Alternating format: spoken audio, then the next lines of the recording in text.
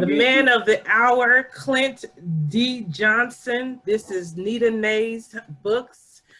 All right, authors POV, point of view.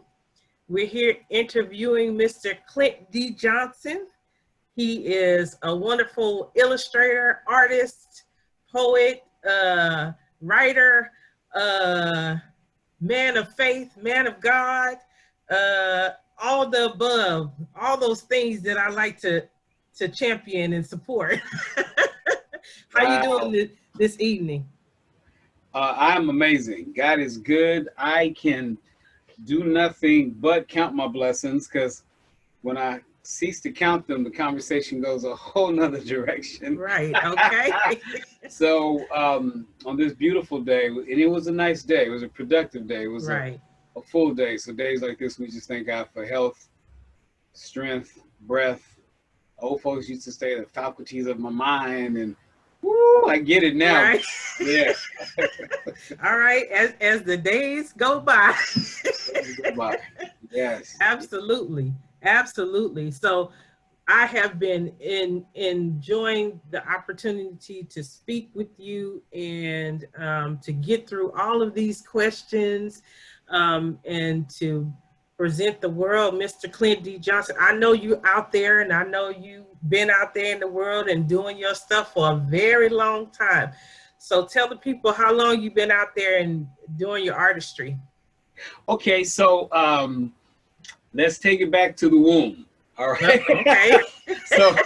so I say it that way because both of my parents are creative. I always tell mom she's the Black Martha Stewart. My mother could give her a fabric and a couch, housing, wardrobe. Mom is a beast. Right. So okay. That whole eye for design, color, and aesthetics, I'm sure I got from her.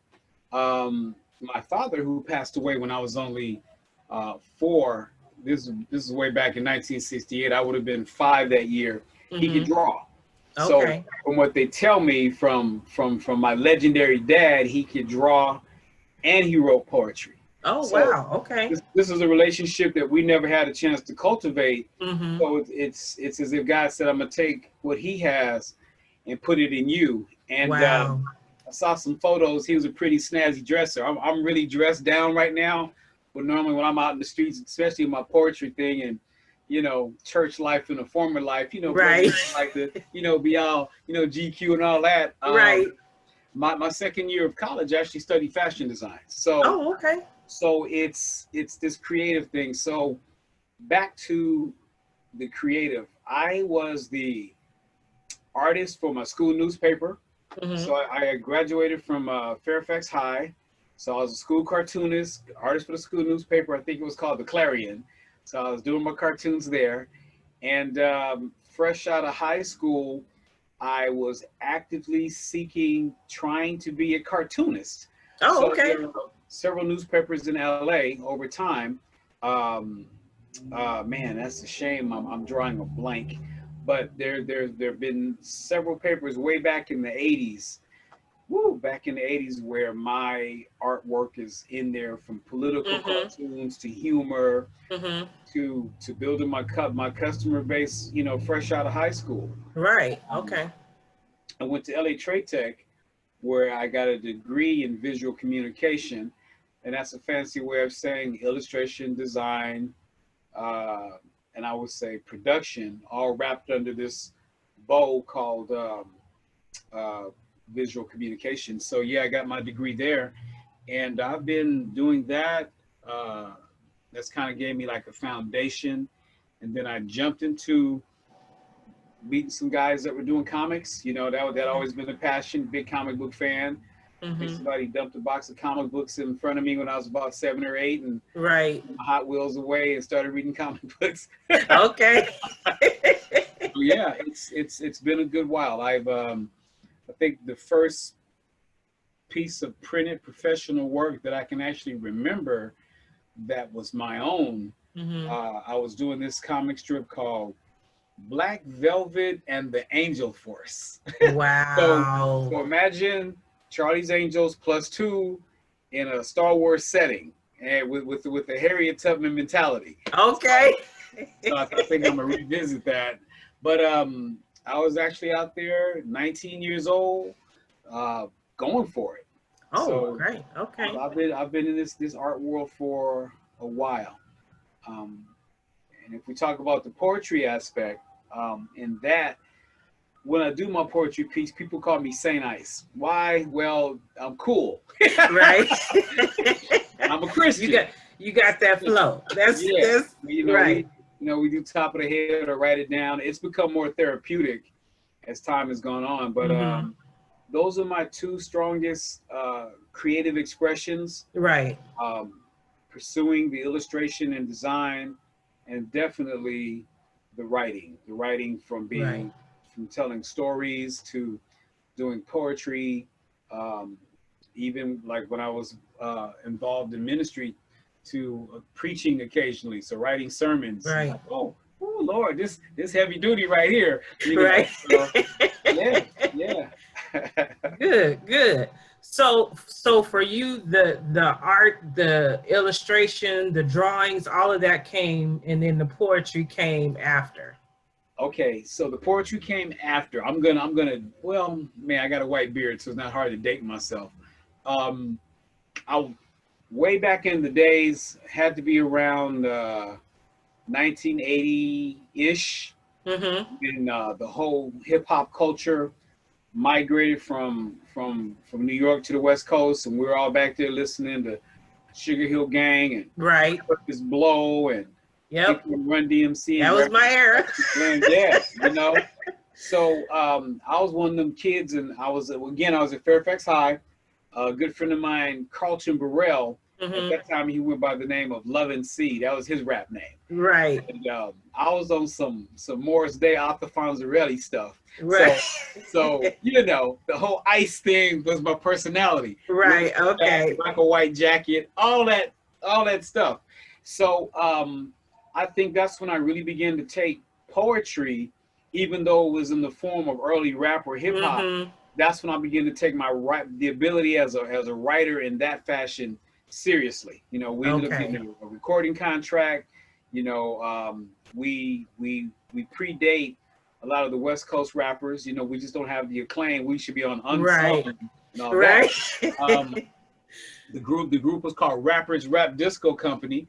I like to tell people you can Google us. You know what I mean? Okay. I have go out and Google them, y'all. Yeah, 6-man group. I had a Jerry Curl looking like Ready for the World. Okay. So yeah, but I think the poetry now is probably more therapeutic. Right. Because like when I'm in my head, as they say, oftentimes I get my thoughts out, or my feelings, or my emotions. They end up on a pad. Or wake up in the morning, grab my phone, and I gotta get this out. Right.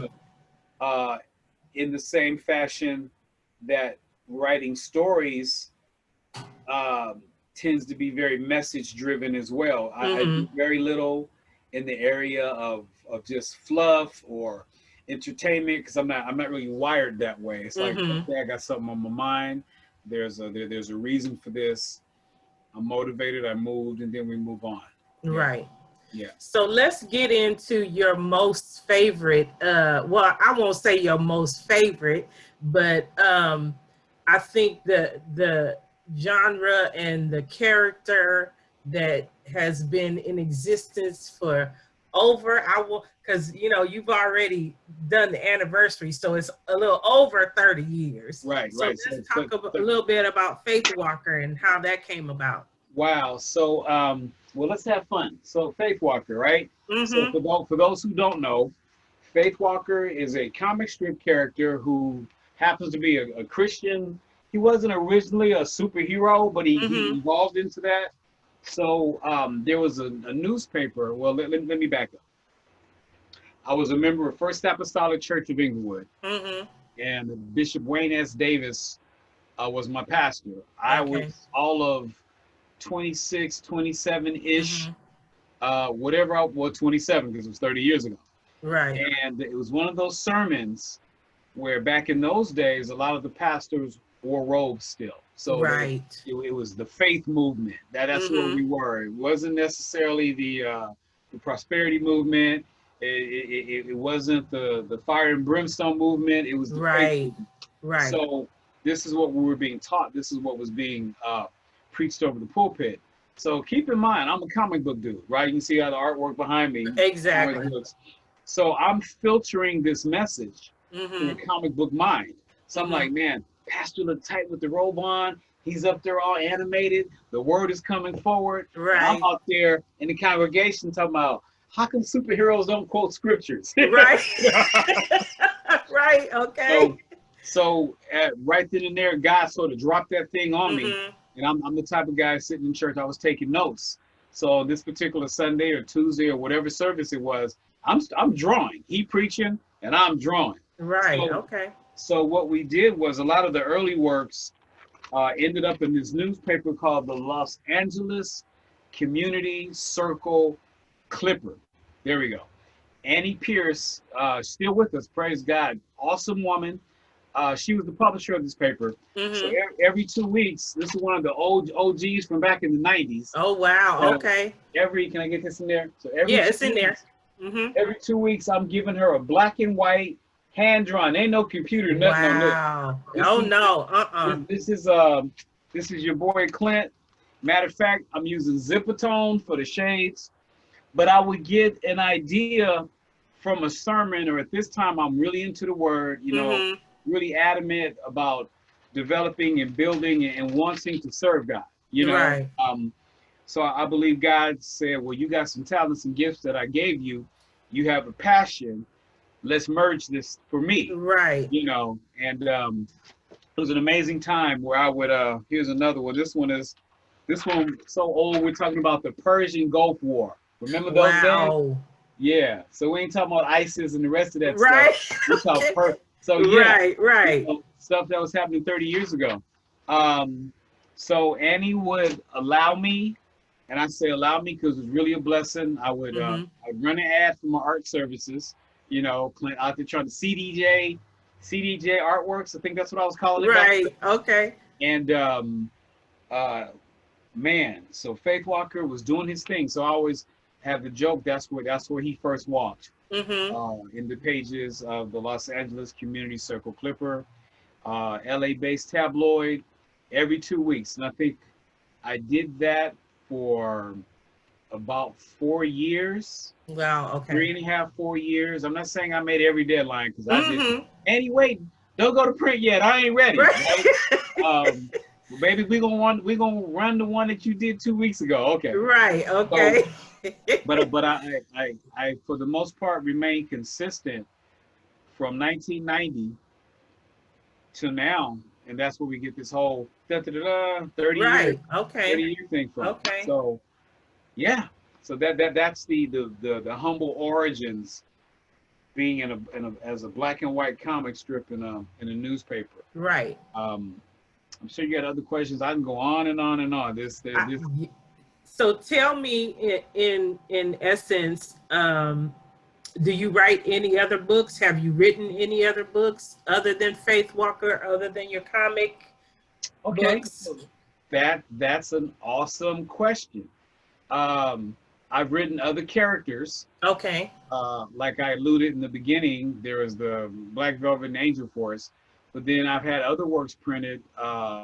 Good friend of mine, Wayne Cash, he actually drew the story.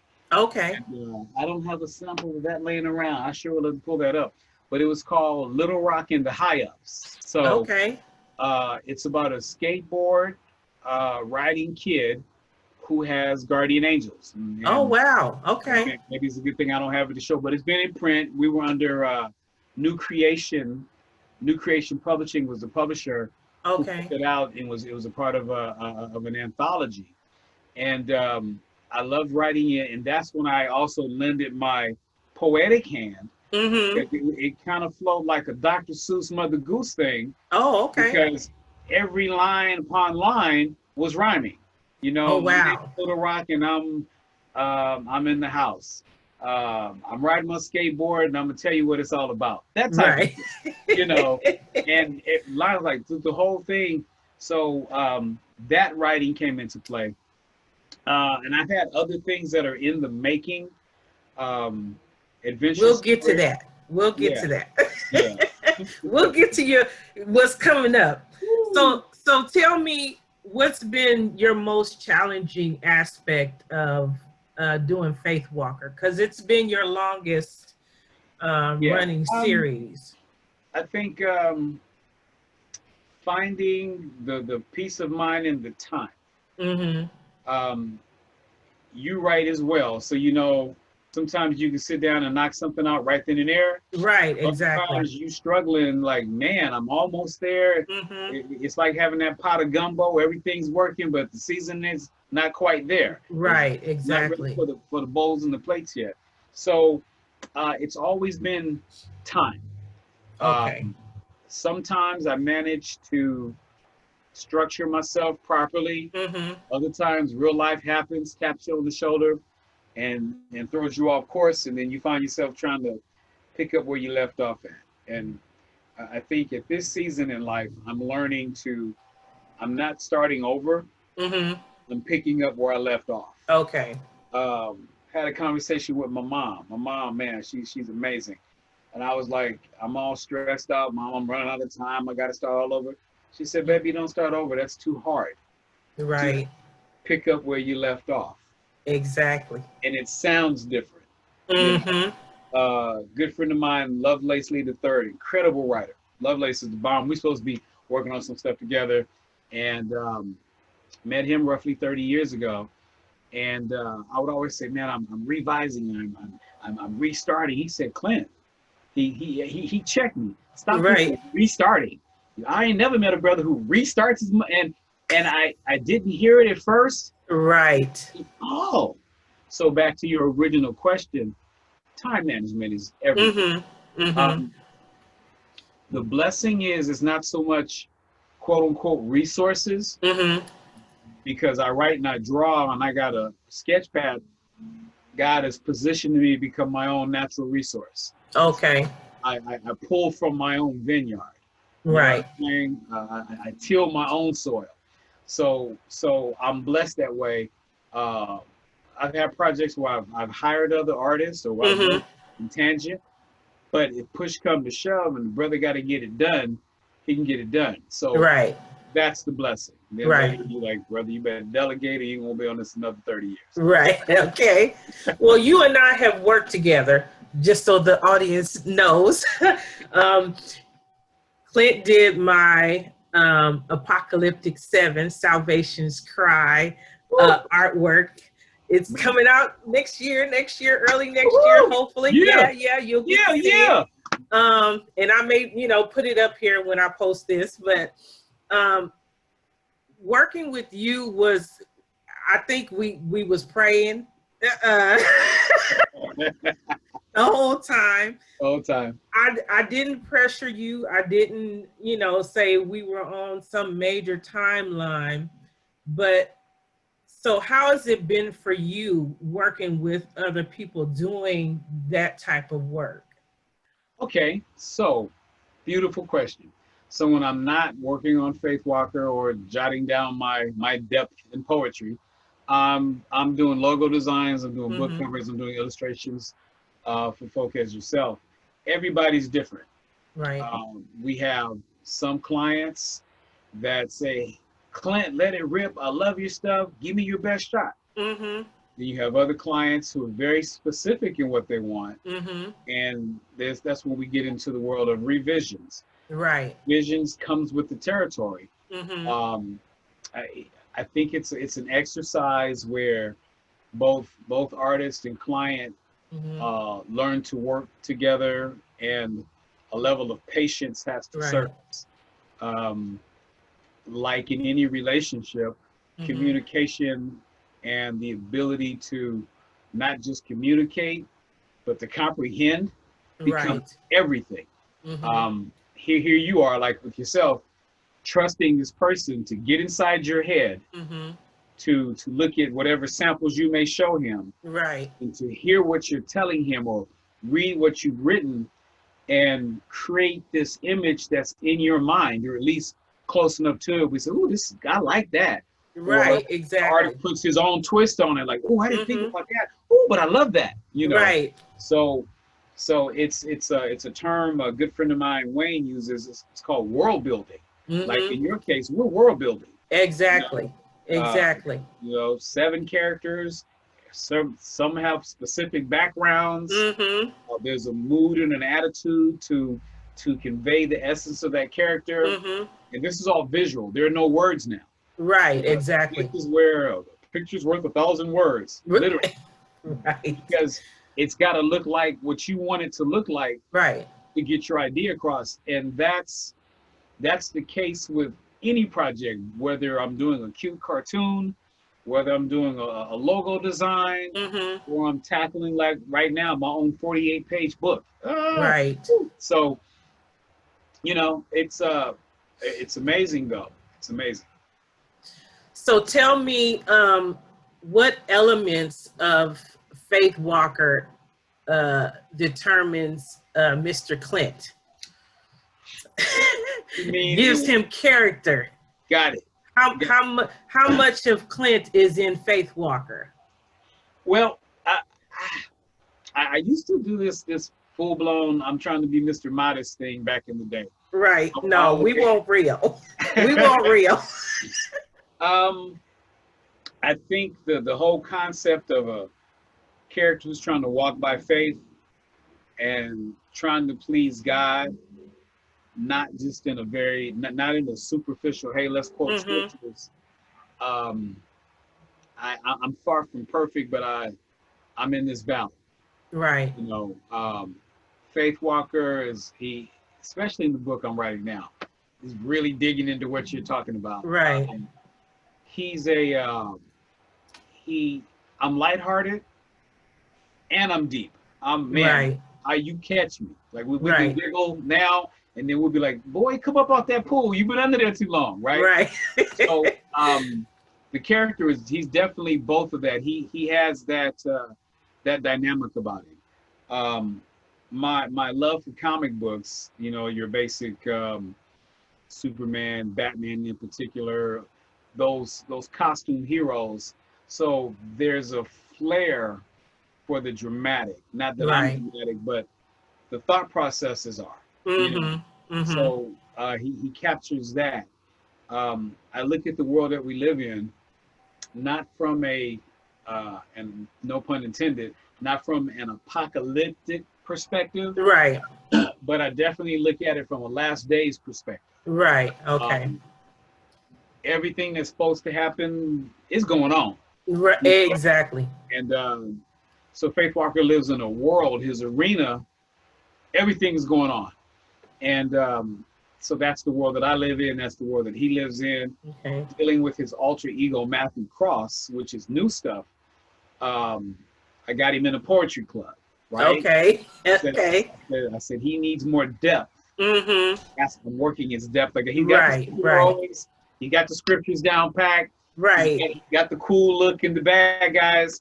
His alter ego needed some work. Okay. It was almost non-existent. So in that, I am pouring a lot more of me into it. Okay. Even with his childhood, taking bits and pieces of me and altering it to make it more useful. You know what I mean? Right. Right. So yeah, I mean, the African American male who loves the Lord, and I've been called, what is this word? I've been called intuitive. Okay. And I think a lot of artists simply are. They're intuitive. Right. So a biblical term that fits intuitive would be perceptive. Like they used to talk about spiritual perception and all this. Right. So that's one of his powers.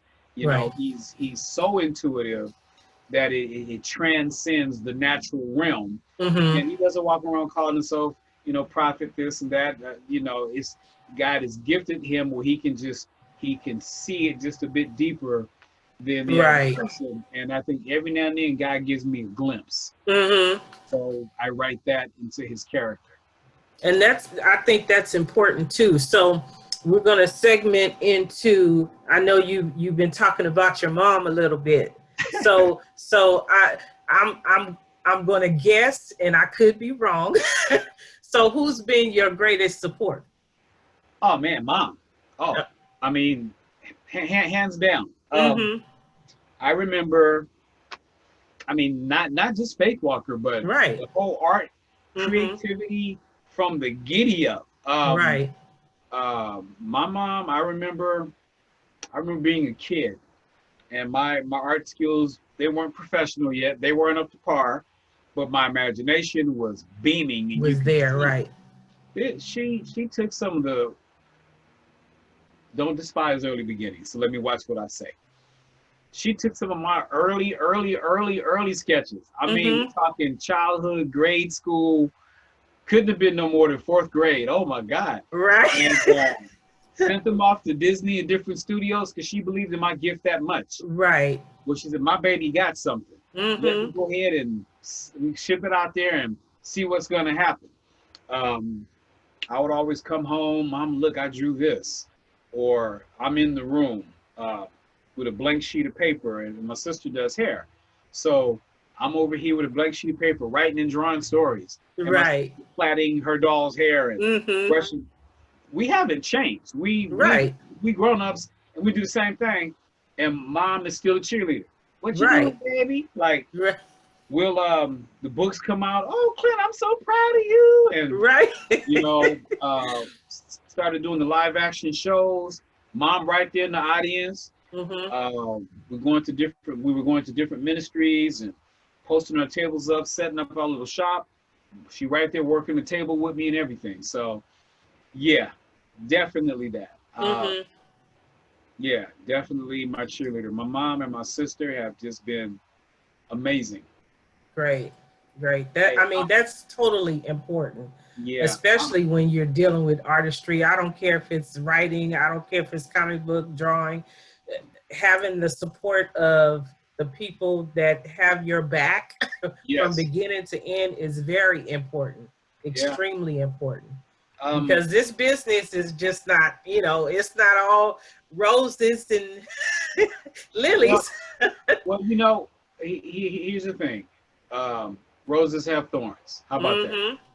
Exactly. Exactly. But it's very important. And I mean, I've been blessed over the years at different segments and different stages and phases where the Lord has just sent me help. I mean, you know, I was previously married, and one of the great things about that marriage is we made a great team. Right. Business-wise, she was like, "Well, honey, you go in there and be creative." You know, right. Out the art supplies, because she saw it. Right. We don't do this. Right. You know, and within that time frame, I was in the laboratory cutting up. You know, so support means so much. Right. Yeah. Right. Definitely. So as we're getting to a close, tell me what's going on, what you're working on. Give the audience some real look at Faith Walker. What you're working on now. Okay. So let's bring everybody up to speed first. Got a few things going around here. So the first thing that I showed you were the 30 years ago. What is this thing is dated? 1990. Isn't that something? Right. Okay. Bam. So from 1990. And then my first interview. So you're gonna love this. This was the Comics Journal. Oh, wow. I don't even know if they still make this book, but this was an issue dedicated to Black comic book characters and creators like myself. Wow. So this was back in 1993.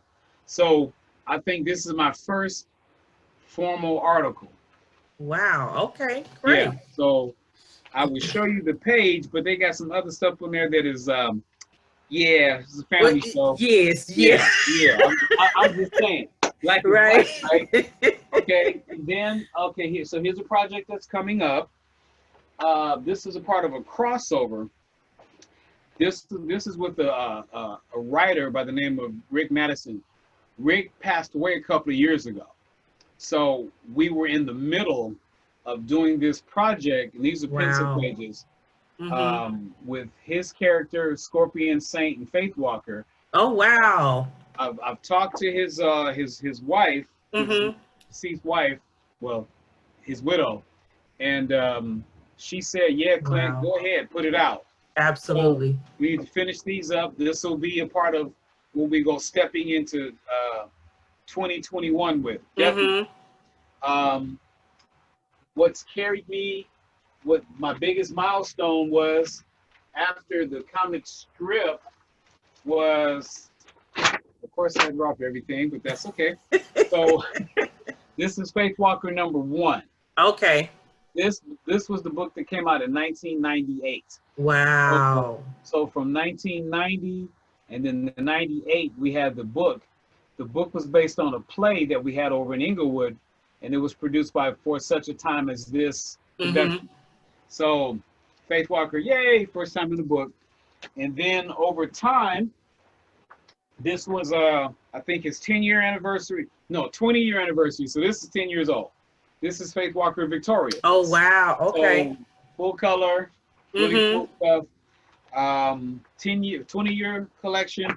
And then we started diving into a Kickstarter that we had a couple of years back. So this is Faith Walker Collected.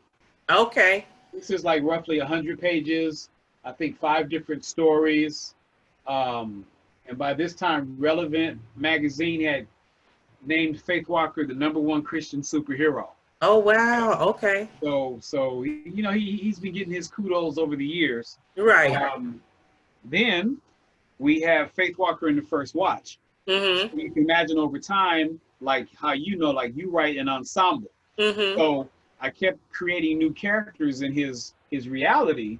So this one is like his team. So this is the equivalent to that light over there. This is the equivalent to the Avengers or the Justice League. Right. Okay. Yeah. Got you. Walker in the First Watch. 100-page book, full color. Oh man, worked with a great, amazing team of creative talents. That was amazing. What are we working on now? Okay, and had I known you were going to ask me that, I would have had the cover because it's floating around here somewhere. But we can do this. This is a mock-up ad or cover of Faith Walker Genesis. Genesis, okay. So Genesis is that origin title, which takes place before the quote-unquote physical comic strip. So we get to see Faith Walker as a boy, you know. Oh, wow. You know, okay. So from a boy to his teen years and what helps him to develop, and I'm going to use the word evolve from the boy to map across the adult male. What are the things that triggered him in his life to become this guy who puts on a purple robe and jumps off buildings and fights demons. So okay. What? Who are you? What?